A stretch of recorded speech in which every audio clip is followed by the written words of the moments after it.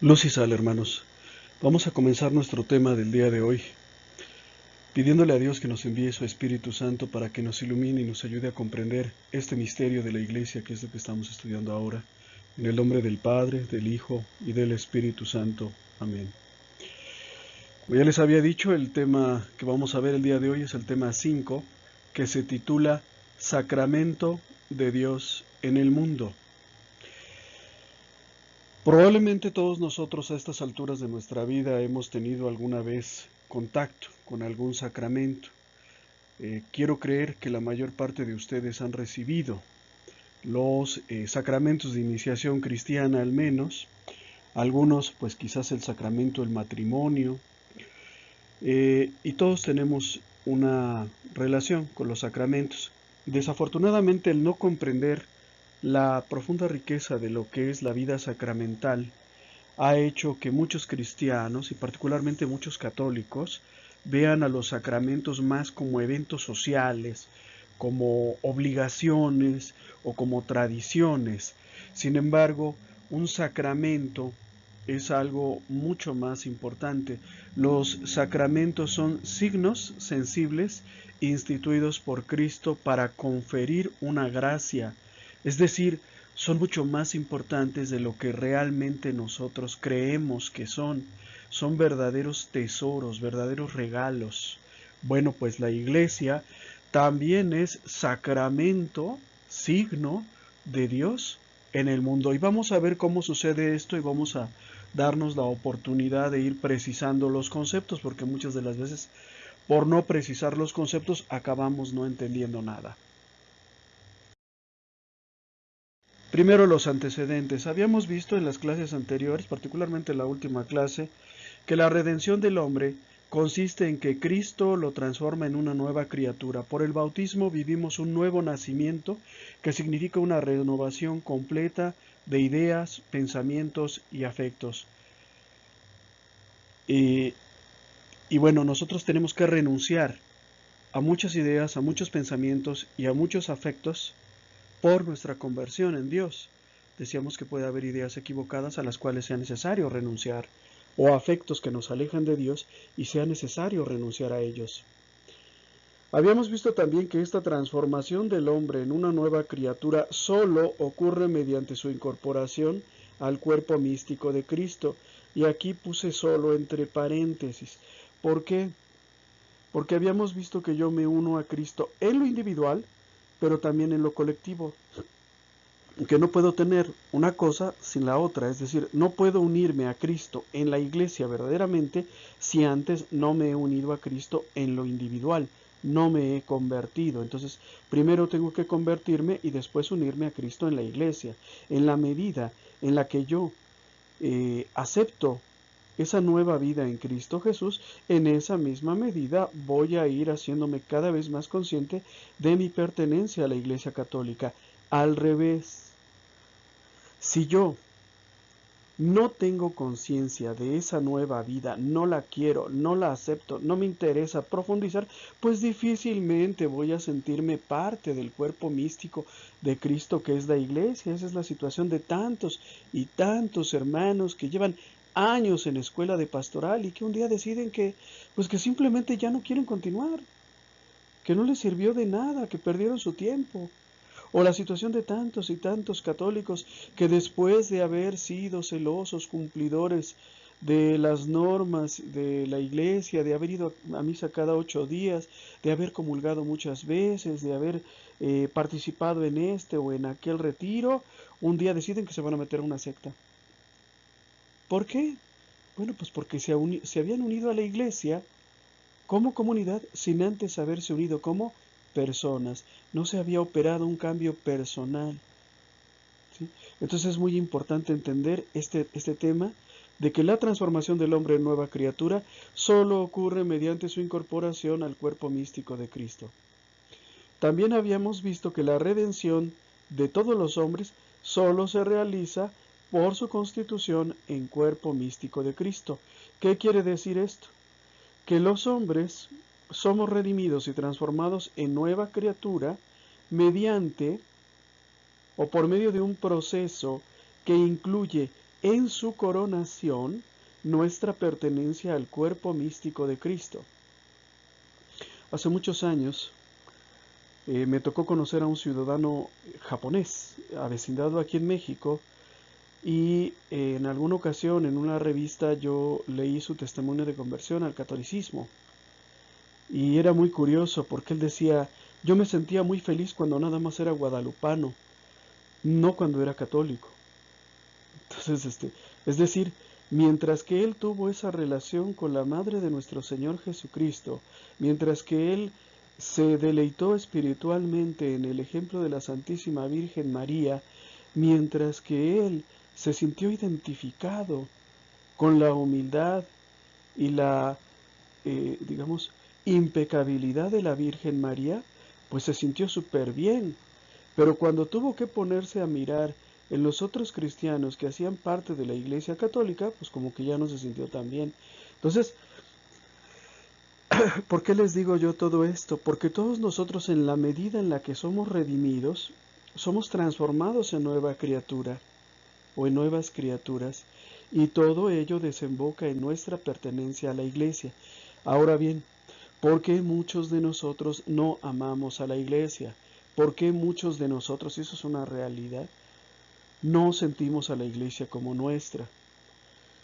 En mi paso por escuela de pastoral yo he dado clases a alumnos de cuarto o quinto grado que todavía no sienten a la Iglesia como suya, que todavía piensan que verdaderamente los sacerdotes son millonarios, todavía piensan que la Iglesia es la entidad más rica del mundo, todavía piensan todo lo que los enemigos de Cristo siembran como odio contra la Iglesia.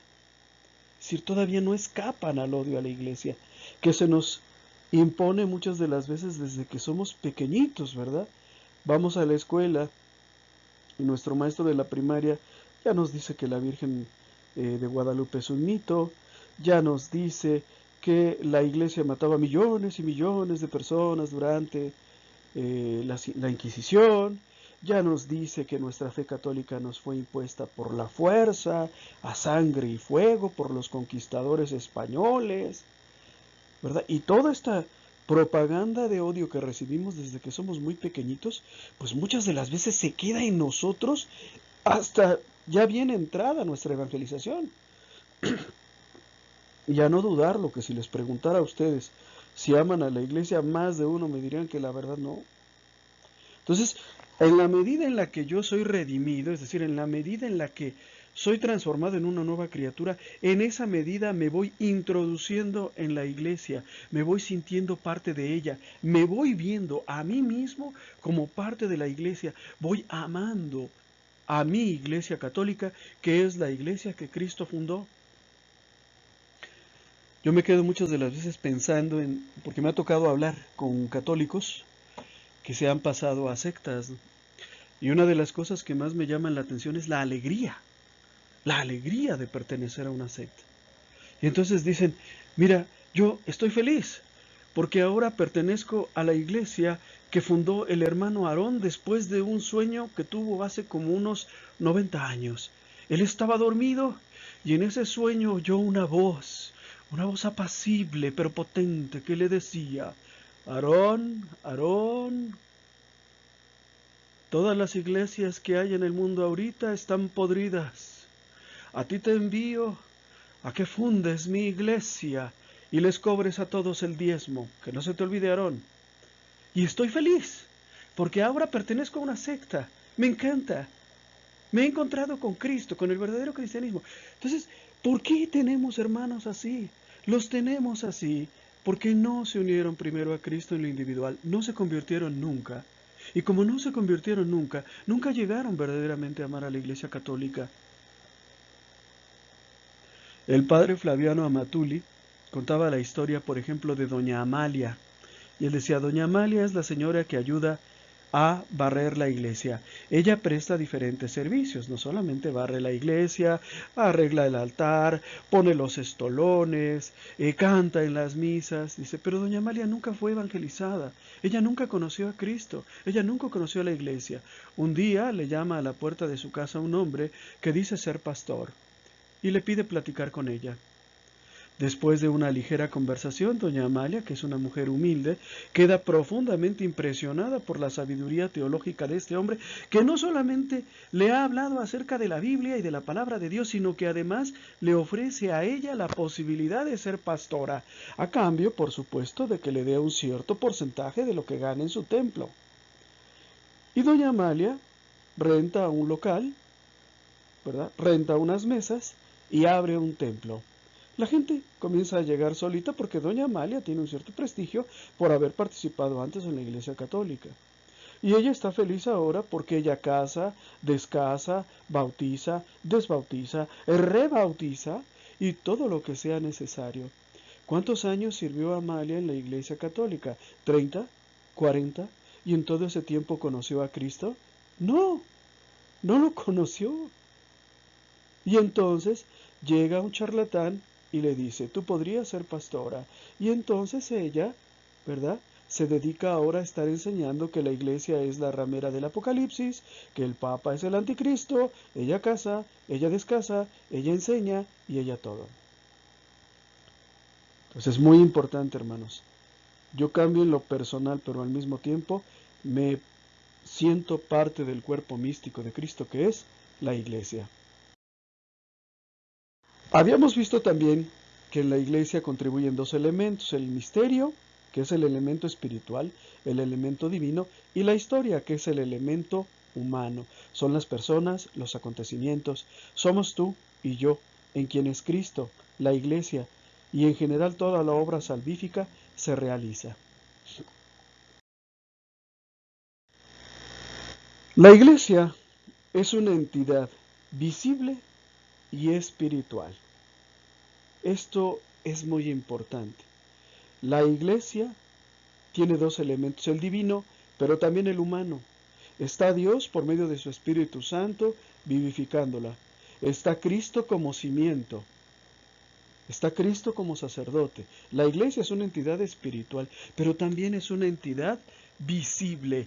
Ahí estamos tú y yo, con todas nuestras debilidades, con todos nuestros defectos, con todas nuestras heridas por el pecado. Y esto hay que entenderlo. La iglesia es santa porque santo es su fundador y porque sus frutos son de santidad, pero también es pecadora porque ahí estás tú y ahí estoy yo. ¿Sí? Muy importante, hermanos, porque de no comprender que la iglesia es una entidad visible y una entidad espiritual al mismo tiempo, han surgido gran cantidad de errores a lo largo de toda la historia de la iglesia. ¿Sí? Ahí en la imagen que aparece en el fondo, vemos a tres grandes herejes de todos los tiempos, ¿verdad? John Wycliffe, Jan Hus y el doctor Martín Lutero. El doctor Martín Lutero porta una antorcha que está siendo encendida por una mano divina. Es la antorcha del conocimiento.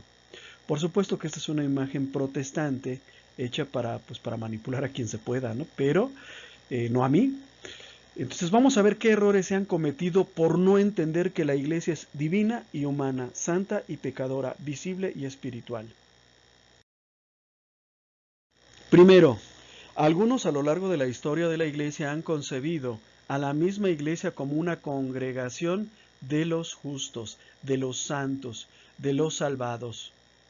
Muchos pensaron que la iglesia era solo una realidad mística y espiritual, y que solo tenían derecho de pertenecer a ella los justos, los puros, los santos.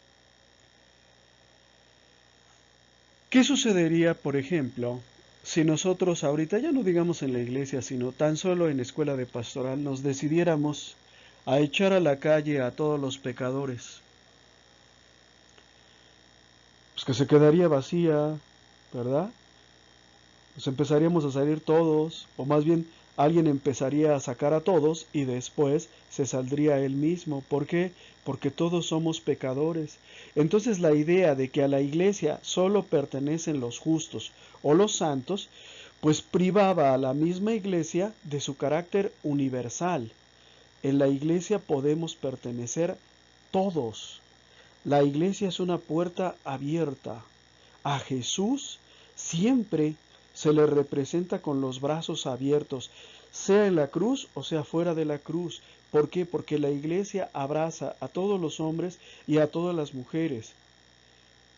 A los pecadores también, por supuesto, porque la iglesia es precisamente instrumento de salvación de Cristo. Si la iglesia no abrazara a los pecadores, si la iglesia cerrara sus puertas a los pecadores, si hubiera una purga para expulsar de la iglesia a todos los que somos pecadores, pues ya no estaríamos aquí, hermanos, y probablemente ni el sacerdote estaría aquí. Esa es la realidad. ¿Por qué? Porque todos somos seres humanos y todos pecamos. Por esa razón la iglesia siempre se opuso a excluir en los tiempos de las persecuciones romanas, por ejemplo, la iglesia se opuso a excluir a todos los que llamaban remisos, es decir, a los que por miedo a los tormentos habían negado a Cristo. ¿Sí? Este fue el caso, por ejemplo, de una secta que se llamó, y que todavía existe, que se llamaron los cátaros, en griego kataroi, que quiere decir los puros. Lo que ellos decían es esto: mira, voltea y ve al que está a tu izquierda. Ahora voltea y ve al que está a tu derecha. Todos son chismosos, habladores, asesinos, viciosos, borrachos, adúlteros. ¿Por qué no nos vamos tú y yo y formamos una iglesia de los puros, los cátaros? ¿Sí? Y lo hicieron, de hecho lo hicieron. Claro que para poder decir que alguien es puro, pues se necesita una hipocresía suprema y una capacidad para engañar, pues también muy grande, porque pues fácilmente se van a dar cuenta todos por mis palabras, por mis actitudes, que soy pecador también. Pero bueno, lo intentaron hacer. Calvino, por ejemplo, también tenía una concepción de la iglesia exclusivamente basada en una entidad espiritual. Calvino inventó un cuento que de hecho muchos protestantes todavía lo creen hasta nuestros días, que es más o menos esto.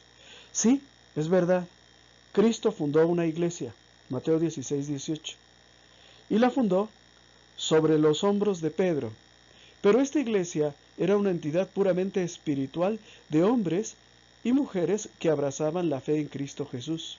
Desafortunadamente la Iglesia Católica, durante muchos años, durante milenios, se dedicó a perseguir a estos que en verdad, pues, abrazaban la fe en Cristo Jesús.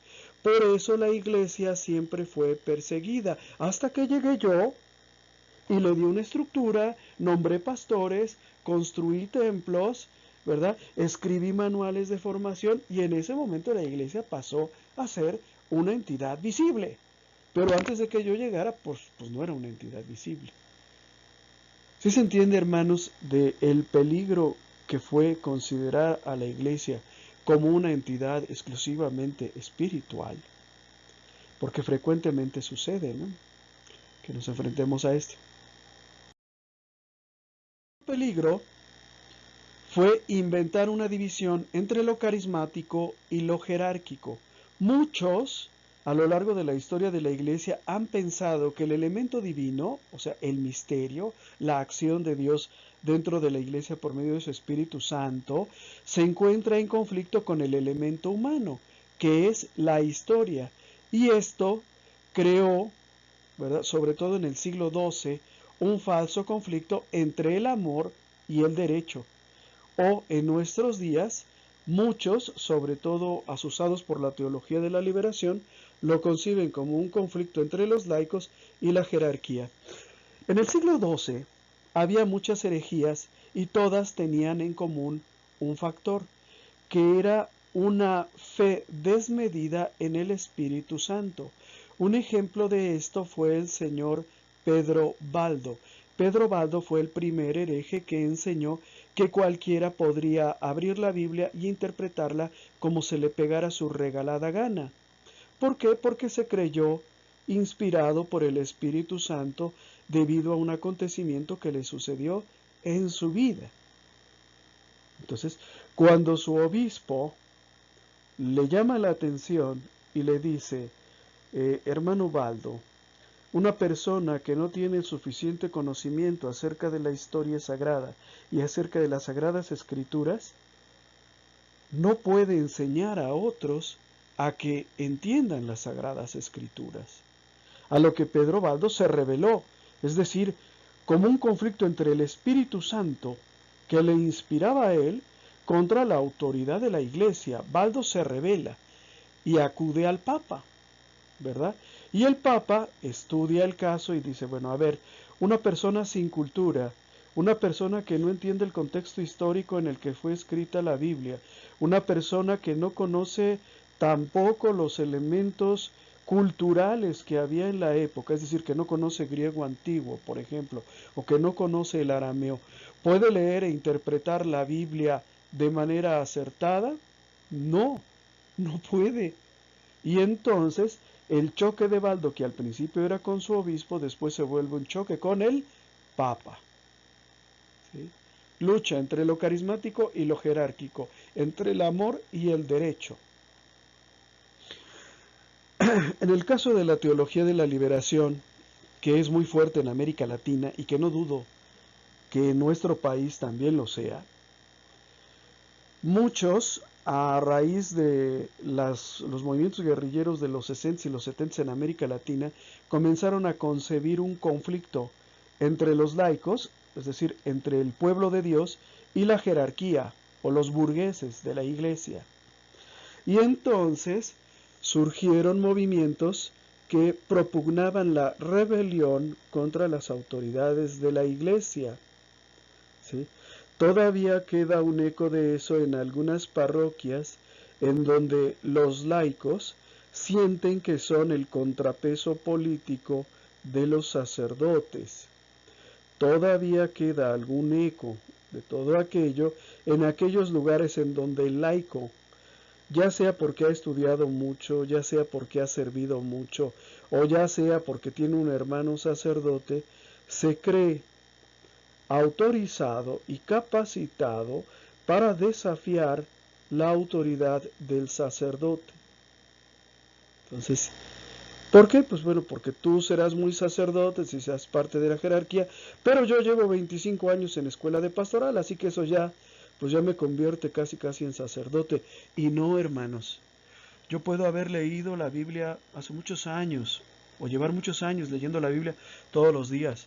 Puedo haber terminado escuela de pastoral, pero eso me compromete a ser más humilde y ponerme a las órdenes de mi párroco. Si mi párroco dice algo con lo que yo no estoy de acuerdo o lo que creo que no se entendió muy bien, pues entonces puedo hablar con él en privado si vale la pena.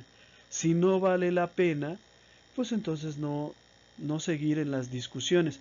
Pero eso de meterse en discusiones sin fin sobre temas teológicos, ya sea entre nosotros que somos de escuela de pastoral o con nuestros pastores, pues es una pérdida de tiempo, decía San Pablo. Desháganse de ese tipo de personas que nada más están discutiendo y discutiendo y discutiendo. ¿Sí? Porque también me ha tocado ver laicos, sobre todo de escuela de pastoral, que como ya van en segundo grado, ya se sienten que van a regañar al padre, pues, porque dio mal su homilía. Y no, hermanitos, o sea, ser sacerdote entre los católicos no implica ni ser el más santo ni ser el más sabio. Significa que hay un sacramento de por medio que les ha consagrado a ellos para el servicio a Dios. Y por lo tanto nosotros les debemos respeto, les debemos amor, aprecio. Si no estamos de acuerdo, orar por ellos. Pero el que hayas estado muchos años en escuela de pastoral, el que seas el más inteligente, el que sepas mucho, el que sacaba 5 en todas sus tareas, no te convierte en sacerdote o en supletorio del sacerdote. ¿Sí?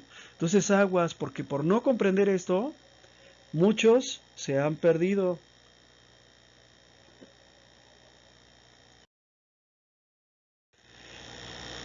Retomando esta idea del misterio y la historia. El misterio es el elemento espiritual, el elemento divino. La historia es el elemento visible y el elemento humano, pero ahora vamos a dar un paso más. La iglesia es una entidad espiritual y es una entidad visible. Como entidad visible, es una sociedad con órganos jerárquicos, es decir, verdaderamente existe y ha existido desde hace 2000 años. ¿Sí? Se puede incluso rastrear el origen histórico de la Iglesia. Yo suelo, por ejemplo, ilustrar mis presentaciones con templos católicos muy antiguos, con fotografías de vestigios arqueológicos que nos demuestran que la Iglesia Católica es la verdadera iglesia que Cristo fundó, porque la iglesia es visible también, se puede rastrear una historia. Observen, Calvino formuló su concepción de la historia de la iglesia precisamente porque él sabía esto. Si él decía que la iglesia era una entidad visible, entonces sus seguidores le iban a decir, ah, sí, la iglesia es una entidad espiritual y visible, sí, pues enséñame un templo calvinista del año 500 o del año 200, enséñamelo. Y eso no se iba a poder. Enséñame una atalaya de hace 1500 años. Pues no se iba a poder. ¿Por qué? Porque no hay historia en el caso de los hermanos separados. ¿Sí? Entonces la iglesia es una entidad espiritual y visible. Vamos ahora a detenernos en lo espiritual. La iglesia es espiritual porque está dotada de bienes espirituales. ¿Cuáles son los bienes espirituales de los que está dotada la iglesia y nadie más está dotado? Los sacramentos, particularmente uno que es el más importante, que es la Eucaristía. Estos son bienes espirituales que Jesús le ha dado a su iglesia para que realice su misión salvadora en el mundo. Y nadie más lo tiene. Sí, tú puedes ir a un templo no católico y pedir que te bauticen y te hacen un remedo, un show de bautismo, un show de matrimonio. ¿Sí? Puedes estudiar un cursillo de un mes y te hacen pastor. Sí, pero eso no significa que hayas recibido un sacramento. ¿Sí me entiendes? Entonces valora la riqueza que te da tu iglesia católica. Por un lado, como entidad visible, te da la certeza de pertenecer a la iglesia que Cristo fundó. Y eso se puede comprobar. ¿Sí? Y ha habido gente que se ha dedicado profesionalmente a eso. El caso pues, más común es de Daniel Robs, ¿verdad? Historiador francés que dedicó buena parte de su obra a estudiar la historia de la iglesia. Pero la iglesia también es una entidad espiritual. Es decir, tiene bienes espirituales que efectivamente operan en ella.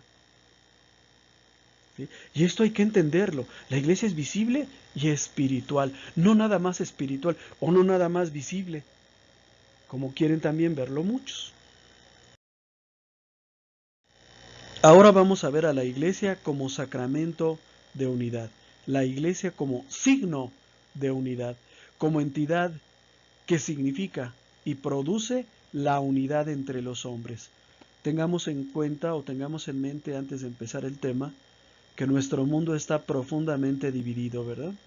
Los hombres contra las mujeres contra los hombres, los ricos contra los pobres contra los ricos en una lucha de clases, los legales contra los ilegales en una lucha por pues usufructuar los beneficios de pertenecer a una nación o a otra, los heterosexuales contra los homosexuales dicen que nosotros los heterosexuales somos anormales y que lo único natural es ser homosexual y bueno, estamos llenos de divisiones. Sin embargo, la iglesia también es signo de unidad, quiérase o no, haya personas que lo comprendan o que no lo comprendan. Ayer estaba viendo un video de una secta que se llama la Nueva Jerusalén y la persona que presenta el documental comienza diciendo, ahora vamos a hablar de una secta católica. Pues eso es un absurdo, porque si es una secta no es católica. Es como si yo les dijera, ahora vamos a hablar con el vegetariano que come mucha carne. O sea, si come mucha carne no es vegetariano. Si pertenece a una secta no es católico. Entonces, la iglesia es sacramento de unidad. La iglesia propicia la unidad. La iglesia quiere la unidad. La iglesia provoca la unidad.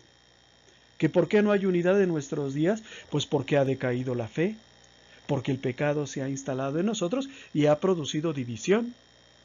¿Sí? Pero vamos a verlo por partes. Primero, ¿qué es un sacramento? El Catecismo de la Iglesia Católica, en su numeral número 1131, nos dice que los sacramentos son signos eficaces de la gracia, instituidos por Cristo, y confiados a la Iglesia, por los cuales nos es dispensada la vida divina. Los ritos visibles bajo los cuales los sacramentos son celebrados significan y realizan las gracias propias de cada sacramento. Dan fruto en quienes los reciben con las disposiciones requeridas. Hasta ahí. ¿Qué son los sacramentos? Son signos. ¿Y qué es un signo? Un signo es una señal, una imagen, una figura, un acto o una cosa cuyo significado está más allá de su corporeidad material misma.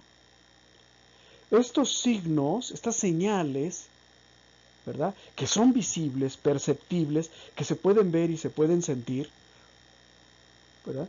Ustedes, por ejemplo, ¿ustedes creen que el niño no siente el agua del bautismo? Pues sí, se puede sentir.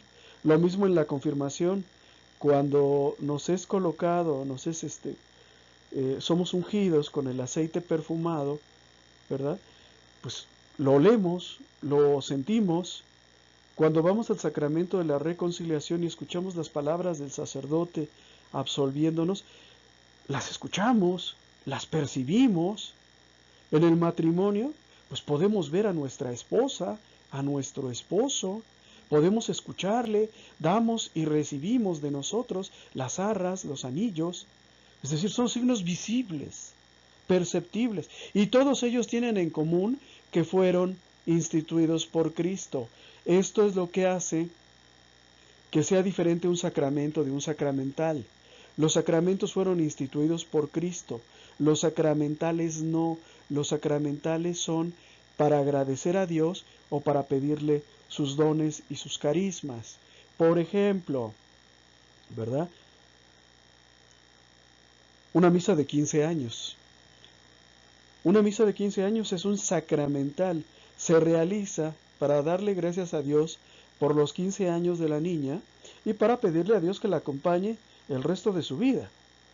¿Sí? Pero un padre de familia que no tuviera dinero para celebrar una misa o una fiesta de 15 años, cualquiera de las dos, no cometería ningún pecado. ¿Sí? Lo mismo el que no lleva a su hijo a la presentación a los 3 años, o sea, no está cometiendo ningún pecado.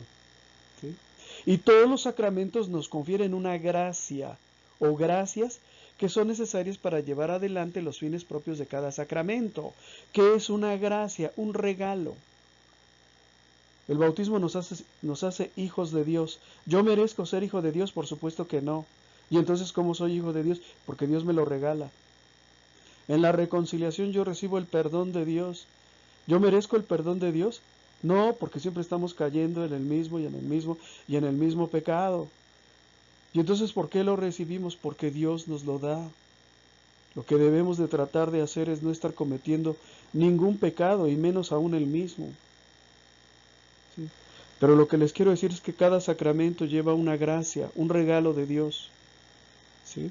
Entonces la iglesia es un sacramento también, es una señal de la presencia de Cristo en el mundo y también es un regalo de Dios. Ahora bien, ya una vez que entendimos lo que es un sacramento, podemos entender que la iglesia es sacramento de unidad. ¿Por qué? Porque produce la unidad entre los hombres. Combate la desunión que produjo el pecado. A mí me gusta mucho cuando son las misas del Papa en Roma, cuando los camarógrafos un poco toman vistas de las personas que están presentes en la misa. Algunas están muy ordenadas, están muy respetuosas, pero otras están medias desordenadas y medias irrespetuosas. Pero hay una cosa que llama mucho la atención, que tenemos cristianos de origen africano, de origen europeo, de origen asiático, ¿verdad? De todos los orígenes. En la fotografía vemos a varios santos, a ver, no sé si reconozcan alguno, ¿verdad? Yo reconozco primero pues a San Charbel, ¿verdad?, que tiene la clásica cruz oriental en la mano. Reconozco a un santo de rasgos africanos, este probablemente sea San Martín de Porres, y distingo a un santo mexicano que es San Juan Diego. Es decir, la iglesia produce la unidad, y eso es muy importante también. Si el pecado trajo consigo la desunión en la Torre de Babel, Por medio del Espíritu Santo, el bautismo nos une en un solo pueblo, y esa es una realidad muy hermosa, una realidad maravillosa. Fíjate bien cómo los charlatanes, cuando inventan sus sectas, incluso quieren esa universalidad. Iglesia universal del reino de Dios, o sea, pare de sufrir. Es decir, hasta a ellos les agrada ver cómo nuestra Iglesia Católica produce esa unidad y la quisieran tener ellos. Por supuesto, en ellos ya es más una cosa inducida que un producto de la espiritualidad, pero véanlo, siéntanlo, percíbanlo. Si ustedes supieran, por ejemplo, verdaderamente la historia de América, sabían que solo en los países colonizados por España se produjo esa fusión de razas que dio como resultado el mestizaje. Nosotros, los mexicanos, no somos 100% blancos ni 100% negros, y eso se debe a nuestra herencia hispana y nuestra herencia indígena, de la cual debemos sentirnos felices y orgullosos. El 97% de la población mexicana es mestiza. En cambio, menos del 1% de la población estadounidense es mestiza. ¿Por qué? Porque los protestantes que los colonizaron a ellos simplemente mataron a todos los locales, mataron a todos los indígenas que encontraron. Pero hábilmente, por obra de la propaganda, nos han convencido de que es al revés, de que fueron los españoles los que exterminaron a todos los indígenas. En cambio, ellos, cuando conquistaron América del Norte, pues lo hicieron regalándoles aparatos electrodomésticos, automóviles, y no fue así. Había campos de concentración, campos de exterminio, todavía a fines del siglo XIX y principios del siglo XX en los Estados Unidos, los llamaban reservaciones. ¿Sí? La Iglesia produce la unidad entre los hombres, combate la desunión que el pecado produjo. Perdón por ser insistente, ojalá y lo puedan entender, ojalá y lo puedan valorar y se sientan tan felices como yo de ser católicos. Esta unión que la Iglesia va realizando se verifica en dos aspectos: unidad y unicidad. Unidad es el cómo se realiza la unión. Es la realidad invisible y mística que une al elemento visible, a los hombres imperfectos, y al elemento misterioso, ¿sí? Al elemento divino.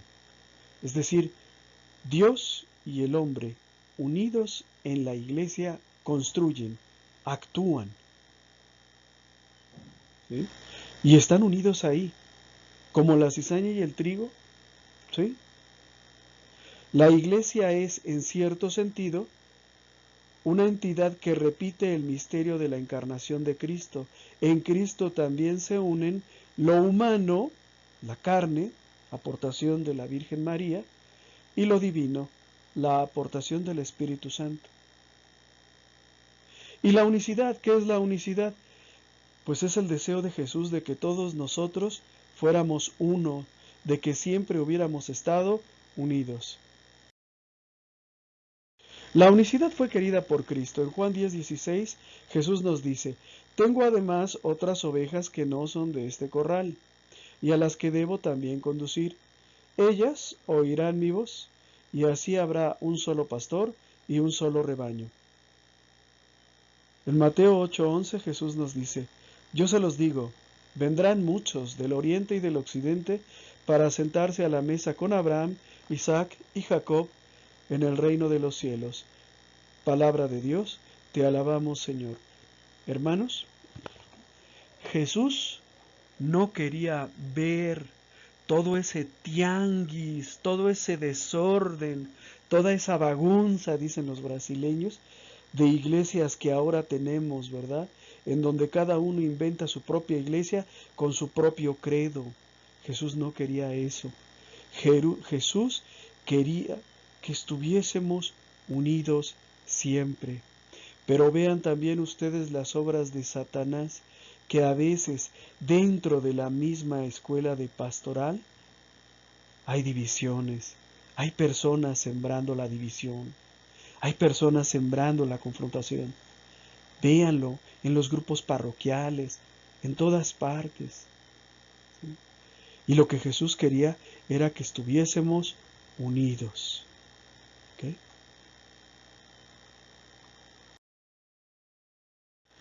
La iglesia realiza su unidad por medio de la jerarquía. ¿Quién es la cabeza de la iglesia? Cristo. ¿Y cómo realiza Cristo, o cómo en términos concretos, Cristo viene a ejercer su potestad dentro de la iglesia por medio de la jerarquía, principalmente el Papa y los obispos en comunión con el Papa? ¿Qué sucedería si no existiera el vicario de Cristo? Si nada más Jesús fuese nuestra única cabeza y no existiese el vicario de Cristo. Pues pasaría lo que pasa entre los protestantes, ¿verdad? Que cada quien funda su propia iglesia y que ponen una enfrente de la otra.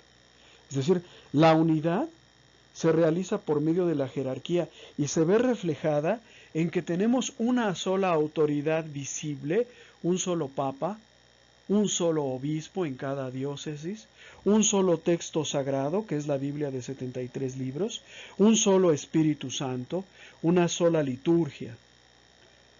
Imagínate, por ejemplo, ahorita son las 7 de la mañana. Imagínate que vas a misa y que escuchas las lecturas, escuchas el Evangelio.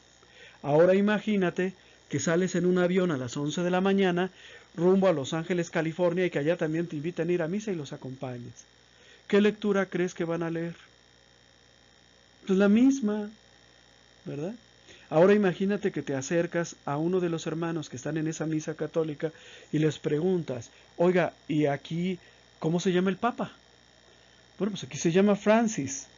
Ah, nosotros lo llamamos Francisco, sí, porque para ustedes es en español, pero es exactamente la misma persona. ¿Sí? Ah, muy bien, muy bien. ¿Y cuántos obispos tienen en su diócesis? Uno. Qué curioso, nosotros también solo uno. Muy bien, perfecto. Entonces hay que entender este hecho de que la unidad se realiza por medio de la jerarquía. Si no existiera la jerarquía, habríamos desde hace mucho tiempo caído en el caos que caracteriza al campo protestante. Digo, no lo digo por juzgarlos, cada quien sus creencias, cada quien su fe, pero ya seríamos un caos y un desorden total, si de por sí así como somos, hermanos. Ahora bien, ¿qué pasa? Porque es un hecho real, es un hecho verdadero que fuera de la Iglesia Católica también hay personas que aman la verdad, también hay personas que de corazón quieren seguir a Cristo. Es una realidad, ¿eh? Bueno, estos elementos existen fuera de la Iglesia Católica e incluso en otras religiones y poco a poco van alentando hacia la unicidad católica. Poco a poco van cooperando para la unidad, para restaurar el cuerpo de Cristo que actualmente se encuentra desgarrado por divisiones y discusiones sin fin. Actualmente el cuerpo de Cristo se encuentra hecho jirones, pero hay personas en todas partes que contribuyen o que pueden contribuir. ¿Quiénes son esos? Son, en primer lugar, los que no tienen odio hacia los que creen algo diferente. En segundo lugar, los que aman la verdad. Y en tercer lugar, los que de corazón quieren encontrarse con Cristo. ¿Que son poquitos? Sí, sí son poquitos, pero existen. Me viene a la mente en el momento que digo esto el recuerdo del pastor Tony Palmer, que en paz descanse. Él, siendo pastor de la iglesia episcopaliana, si mal no recuerdo, en los Estados Unidos, se esforzaba por restablecer la unidad de la iglesia, se esforzaba por platicar con personas de otras creencias, se esforzaba por orar por esas personas de esas otras creencias, por mantener una relación de cordialidad y de amistad. Y lo mismo sucede con el Papa Francisco, como en otro tiempo fue con el Papa Benedicto XVI y con el Papa Juan Pablo II. Entonces, pues hay personas que trabajan por la unidad del cuerpo de Cristo. Desafortunadamente son más las que trabajan por la desunión, pero hay personas que trabajan por la unidad, ¿ok? Y nosotros debemos de ser esas personas que trabajen por la unidad, solo que para eso se requiere una formación muy completa en materia teológica y en materia litúrgica. Ahora bien, hermanos, la unidad solo puede mantenerse en Cristo. Si tú ves una pared, esa pared para mantenerse unida necesita del cemento, necesita la argamasa, necesita el betún o como se le llama en tu país, ¿verdad?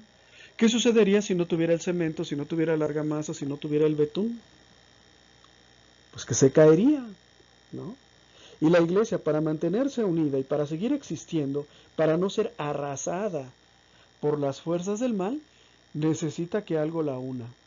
Y eso que la puede unir solamente puede ser Cristo.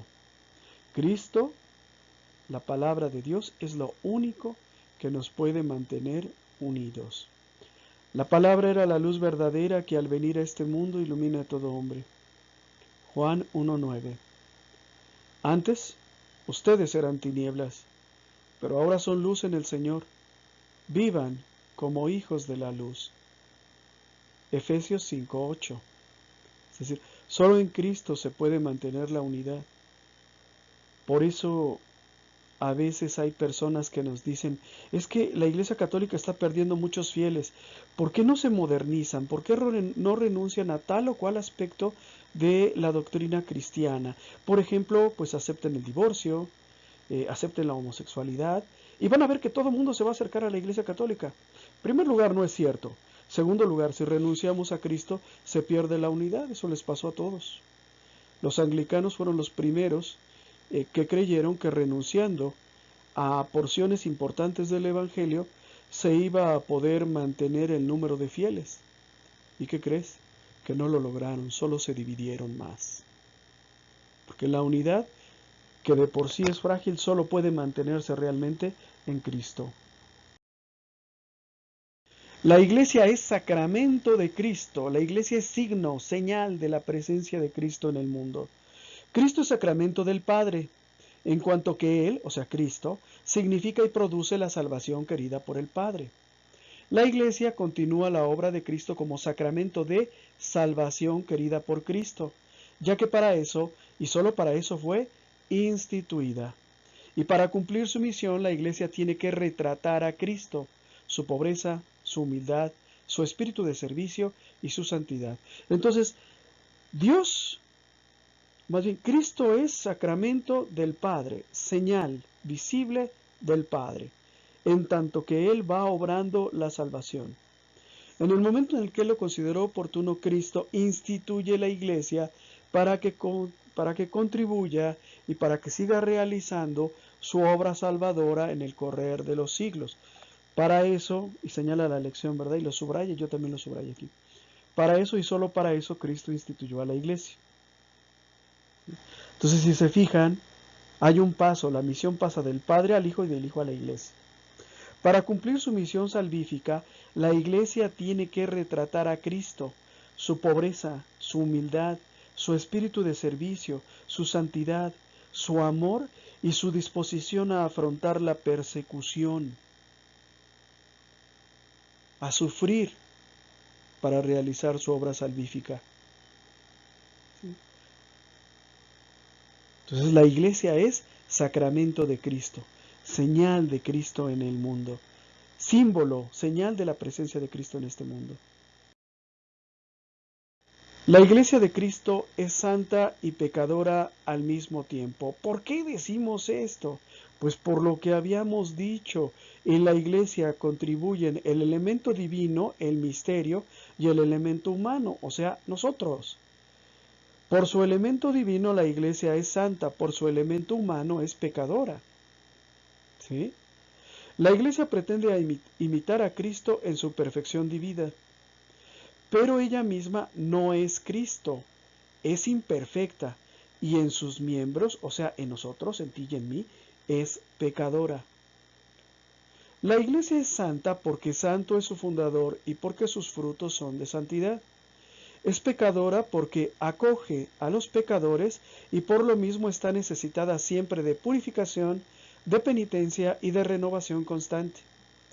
Cuando un miembro de la iglesia peca, toda la iglesia sufre. Cuando uno se santifica, toda la iglesia se alegra y recibe los frutos. ¿Sí? Esto es una realidad, hermanos. La iglesia es santa y pecadora al mismo tiempo. ¿Por qué santa? Porque su fundador es santo y sus frutos son de santidad. ¿Y por qué pecadora? Pues porque aquí estamos tú y yo, necesitados de purificación, necesitados de renovación, necesitados de arrepentimiento. Pero solo se arrepiente el que tiene conciencia del pecado. Por lo tanto, este es un proceso largo.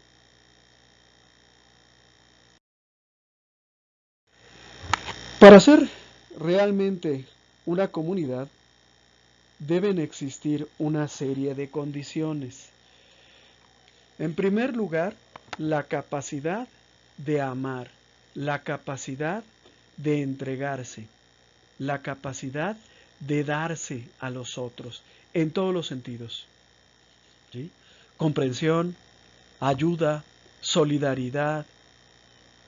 También necesitamos la capacidad de perdón. ¿Por qué? Porque todos nosotros tenemos defectos, tenemos limitaciones. Puede haber un hermano que sea muy espiritual pero de mal carácter, ¿sí? Y tenemos que perdonarle por ser así. Puede haber otro hermano, por ejemplo, que sepa mucho pero que sea muy tímido. O puede haber otro, ¿verdad?, que no sepa cantar. Y así sucesivamente. Entonces, unos a otros tenemos que perdonarnos nuestros errores. ¿Por qué? Porque todos estamos en el camino de la conversión, pero ninguno ha llegado hasta su ideal, que es Cristo. Hace muchos años, por ejemplo, una hermana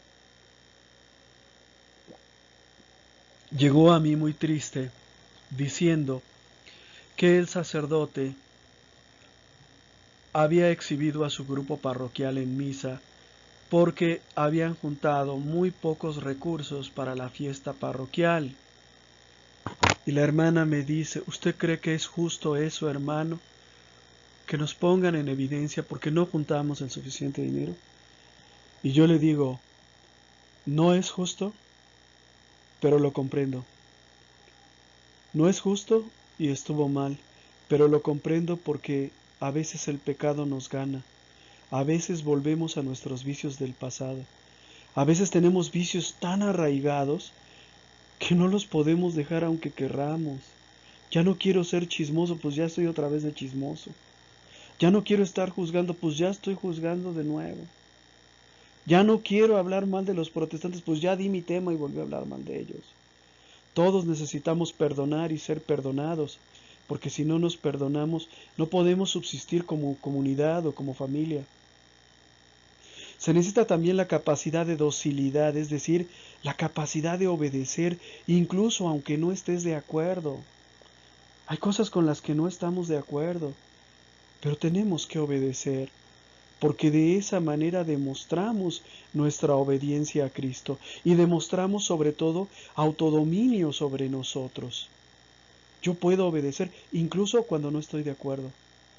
No estoy claudicando a mis ideas ni a mis puntos de vista. Verdaderamente no estoy de acuerdo con esta acción o con esta iniciativa, pero lo hago por obediencia a mi sacerdote, lo hago por obediencia a mi sucesor, a mi superior. También tenemos que tener capacidad de admiración. ¿Por qué? Porque todos los hermanos tienen cosas buenas. Todos tienen cosas buenas. Y yo tengo que aprender a ver esas cosas buenas sin sentir envidia. Que hay un hermano que da muy bien el tema. Perfecto, Dios lo bendiga. Ojalá nos ayude a dar muchos temas. Que hay una hermana que sabe cantar el salmo muy bien, que lo hace de manera preciosa, de manera maravillosa. Perfecto, que Dios la bendiga. Ojalá y pueda incorporarse al equipo de liturgia. ¿Sí? Tenemos que ser capaces de admirar las cosas buenas que tienen los hermanos. Muchos de ustedes tienen cosas buenas que nadie se las ha dicho y que ustedes mismos no sospechan. Hay una pareja aquí en mi parroquia que siempre andan juntos, el hombre y la mujer. El hombre es el que siempre habla, el que siempre opina, el que siempre dice. Pero yo me he dado cuenta de una cosa, de que la que tiene el intelecto es la mujer. Sí, la más inteligente es la mujer, solo que ella es tímida, ¿verdad? Ella no quiere hablar, ella prefiere que si se está conversando y está su marido, ser él el que hable. Y no, o sea, Ella no lo ha descubierto quizás en sí. Yo una vez se lo dije, pero creo que no me creyó. Ella tiene mucha capacidad para explicar y mucha capacidad para enseñar y una vida espiritual tanto más profunda que la de su marido, pero bueno, pues hay que perdonarla, ¿no? Si no quiere, por ejemplo, exponer un tema, pues hay que perdonarla, ¿sí? Capacidad de entrega, es decir, capacidad de aplicarse en una acción, pase lo que pase, creciéndonos frente a todas las dificultades. Y capacidad de servicio, porque el servicio es la manifestación concreta del amor, la manifestación palpable del amor. Si yo les digo, hermanos míos, los amo a ustedes con el corazón de Cristo, estoy aquí para acompañarlos y para brindarles todo mi apoyo, pero me niego a exponer un tema, me niego a prestar un servicio como coordinador, me niego a prestar un servicio como director, me niego a prestar un servicio en mi parroquia, así sea el más humilde o el más complejo, pues no hay amor, hermanos. Entonces también tenemos que tener esa capacidad de servir, ¿verdad? Que es también una forma de entregarnos a los demás. O sea, yo, agradecido por lo que Dios me dio, cuando estudié mi primer grado de escuela de pastoral, ahora estoy contigo, enseñándote un poco de lo que yo aprendí. Seguramente tú vas a llegar más lejos que yo y vas a aprender mucho más que yo, pero yo te comparto lo que yo aprendí. Ahora vamos a comparar a la iglesia con un edificio. No sé si puedan percibir la fotografía que está ahí atrás. Es la abadía de Monte Cassino, en la cual San Benedicto o San Benito redactó su regla en el siglo IV. Es una fotografía antigua.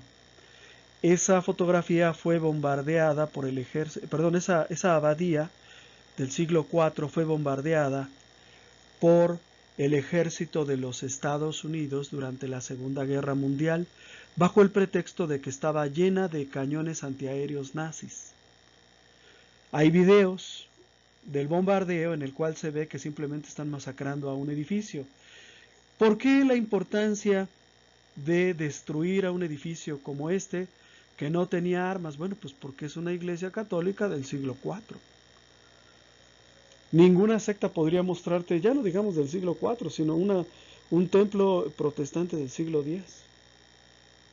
¿Sí? Entonces, la iglesia, esto es un breviario cultural, perdón, ahí como se dice, se me fueron las cabras, dicen por ahí, ¿no? La iglesia también se le compara como un edificio. En la clase pasada comparábamos a la iglesia ¿con qué? Con un cuerpo. Ahora la vamos a comparar con un edificio. Para entender todo esto vamos a comenzar retomando lo que San Pablo en la carta a los Efesios capítulo 2 versículos 19 al 22 nos dice. Y leamos con atención. Por lo tanto, ustedes ya no son extranjeros ni huéspedes, sino conciudadanos de los santos y miembros de la familia de Dios. Ustedes están edificados sobre los apóstoles y los profetas, que son los cimientos, mientras que Cristo es la piedra angular. En él, todo edificio bien trabado va creciendo para constituir un templo santo en el Señor. En él, también ustedes son incorporados al edificio para llegar a ser una morada de Dios en el Espíritu. Palabra de Dios, te alabamos, Señor. En este fragmento de la carta a los Efesios, vemos reflejados los elementos principales de la concepción de San Pablo de la Iglesia como templo de Dios, y vamos a analizarlo por partes. Primero, dentro de la Iglesia, ninguno de nosotros es ajeno. Todos nosotros, el más humilde, el más acaudalado, el más culto, el más ignorante, todos somos miembros de la Iglesia de Cristo. Nadie debe sentirse como extraño, como ajeno, como advenedizo, como visitante, como huésped o como extranjero. Nadie. Todos pertenecemos a la Iglesia de Cristo y debemos sentirla realmente como nuestra iglesia. ¿Qué significa eso? Que cada una de esas personas que están ahí en la iglesia son verdaderamente mis hermanos, a pesar de los defectos que puedan llegar a tener, a pesar de las condiciones en las que se encuentren cuando Cristo los llamó, a pesar de cualquier otro elemento que para el caso resulta ser secundario, como la cultura, la opulencia, el lugar donde viven, el color de la piel, todo eso es secundario, ¿sí? Todos ellos son mis hermanos. Todos nosotros somos una gran familia en la que Dios es el Padre. Como familia nos reunimos en torno al altar para comer juntos el pan de vida en la Santa Eucaristía. Todos pertenecemos a esta familia, todos tenemos derecho, y si estamos en gracia de Dios y no hemos ofendido a nuestro Padre Celestial, con mucho gusto y con mucho cariño nos tenemos que acercar a la Santa Eucaristía.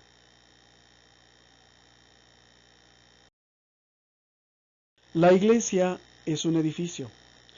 Bueno, ahora se construye con ladrillos y con concreto, pero en las épocas de Cristo se construía con piedras. Todos nosotros somos piedras vivas de este edificio. Los apóstoles y los profetas son el cimiento de este edificio. Aquí habita el Espíritu Santo, el Espíritu de Dios. Entonces, todos nosotros somos como ladrillos, como piedras de la iglesia.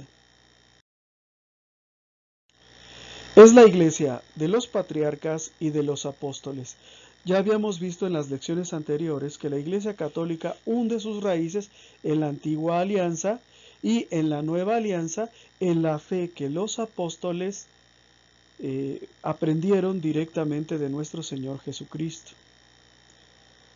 Entonces, esto también es muy importante porque hay una continuidad entre el pueblo de Israel y la iglesia, entre el antiguo pueblo de Dios y el nuevo pueblo de Dios. Nuevo no en el sentido de que suplante a aquel, sino de que es su prolongación. Hace unos días venía pasando por la calle y en una casa vi un anuncio que decía Iglesia Bíblica Monte Sinaí. Y me llamó mucho la atención que se presentara como iglesia que se fundamenta en la Biblia. Ellos no saben que la Biblia solo existe propiamente desde el año 362 y que fue solemnemente promulgada en el Concilio de Hipona en 393 y ratificada en el Concilio de Cartago en 400. Entonces, fíjate bien, pero lo interesante es que estos hermanos decían, nuestra iglesia, la que nosotros creamos, la que nosotros fundamos, está basada en la Biblia. Bueno, pues la Iglesia Católica, la iglesia que Cristo fundó, a la que tú y yo pertenecemos, está basada, ¿verdad?, en los profetas, en los patriarcas y en los apóstoles. ¿Por qué en los apóstoles? ¿Por qué no en la Biblia? Porque la Biblia solo existe casi desde el año 400. En este edificio, que es la iglesia, Cristo es la piedra angular. ¿Sí? De acuerdo con las técnicas antiguas de construcción, la piedra angular es aquella que por su forma, tamaño y peso y el lugar en la que está colocada impide que todo el edificio se venga abajo. Es la que da cohesión a la estructura y mantiene unidas a las piedras. Aquí en mi colonia trataron unos albañiles de hacer un arco, pero ellos no sabían lo que era la piedra angular. Entonces lo que hicieron fue colocar una estructura abajo, ¿verdad?, una especie de semicírculo para que diera esa forma pues como redondita, y colocaron ladrillos normales, y al llegar a la mitad de lo que era el arco, pusieron un ladrillo exactamente igual a todos los demás. Se les cayó 3 veces. ¿Por qué? Porque la piedra angular no puede ser cualquier piedra. Esta piedra, aquí está señalada con color rojo, al caer empuja hacia la izquierda y hacia la derecha los otros grupos de piedras, de tal manera que impide que se caigan. Una piedra más pequeña, pues hace que se venga hacia adentro. Una piedra más grande empuja toda la estructura hacia el exterior. Entonces solo puede ser una. Imagínense el trabajo para encontrar la piedra angular. Cristo es la piedra angular de este edificio que es la iglesia. Sin Cristo, la iglesia se viene abajo, no se mantiene unida. ¿Sí? Estuve buscando en Google alguna fotografía de una piedra angular y me encontré muchas publicaciones protestantes en donde ponían muchas piedras iguales, pero una la ponían de otro color y creían que por ser de otro color es la piedra angular y no, era una piedra muy específica que tenía esa importancia.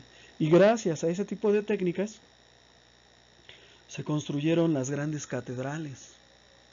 Y bueno, ahora ya no se usan las piedras angulares, pero en aquellas épocas tenía que ser una piedra del tamaño, la forma y peso necesarios para poder desempeñar ese papel. Y no podía estar en cualquier lugar.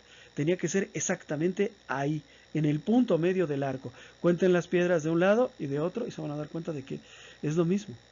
Son 6 piedras de un lado y 6 piedras. Si hubieran sido 7, pues igual a lo mejor hasta hay problema, ¿no? O hubieran tenido que buscar otra piedra. ¿Sí? La iglesia es única y unida. Somos una iglesia peregrinante, un pueblo en marcha hacia Dios. Mientras tanto, nos toca sufrir las incomprensiones, las contradicciones y las persecuciones del mundo. En su caminar, la iglesia se sostiene por la promesa de la resurrección de Cristo, que ella anuncia y espera para cada uno de nosotros. Nos mantenemos unidos, caminando juntos, ¿verdad? Nos mantenemos en la esperanza de la resurrección y mientras tanto pues nos toca sufrir las incomprensiones, las contradicciones y las persecuciones del mundo. Yo no sé si ustedes lo sepan, pero si no lo saben se los informo. En el día de ayer varios grupos asociados a un partido político llamado Morena estuvieron atacando iglesias católicas en la Ciudad de México y trataron de incendiar la catedral. ¿Por qué? Porque nosotros nos oponemos al aborto, en tanto que Morena pues tiene como uno de sus objetivos primordiales lo que ellos llaman el derecho al aborto, que no existe tal derecho porque no hay derecho a matar a las personas. Entonces nos toca sufrir la incomprensión, la persecución y la contradicción. Y lo tenemos que hacer pues estando unidos, porque si no estamos unidos, pues imagínense. ¿Sí? Allá afuera nos atacan y aquí adentro no nos llevamos bien, pues ¿a dónde vamos a ir a parar? Vamos a hacer ahora una serie de reflexiones personales. ¿Hasta dónde has entendido la importancia de tu testimonio? Dicho de otra manera, lo que tú haces, ¿crees que sea importante para los demás o no tiene importancia?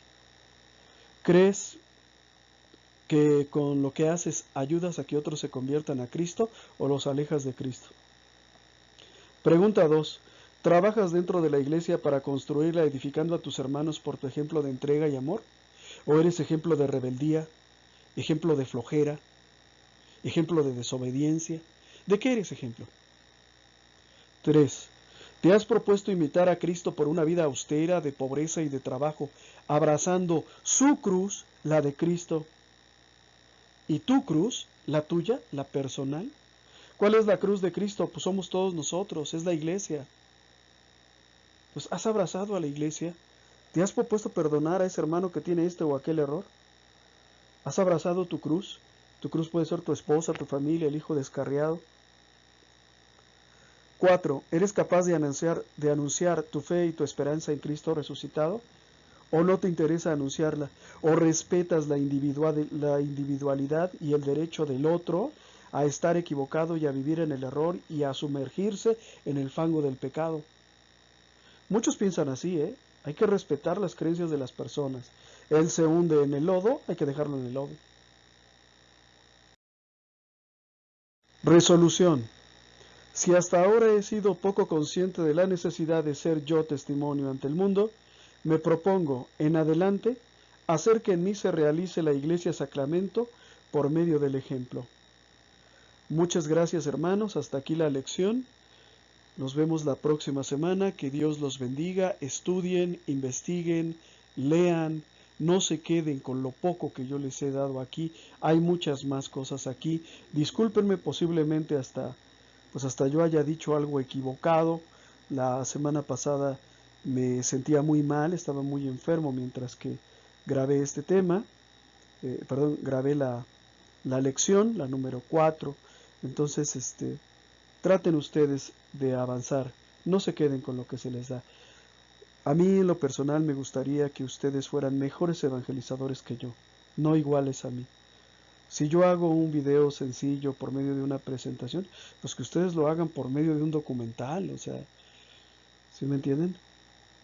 Me gustaría que todo fuera mejor. Que Dios los bendiga en el nombre del Padre, del Hijo y del Espíritu Santo. Amén.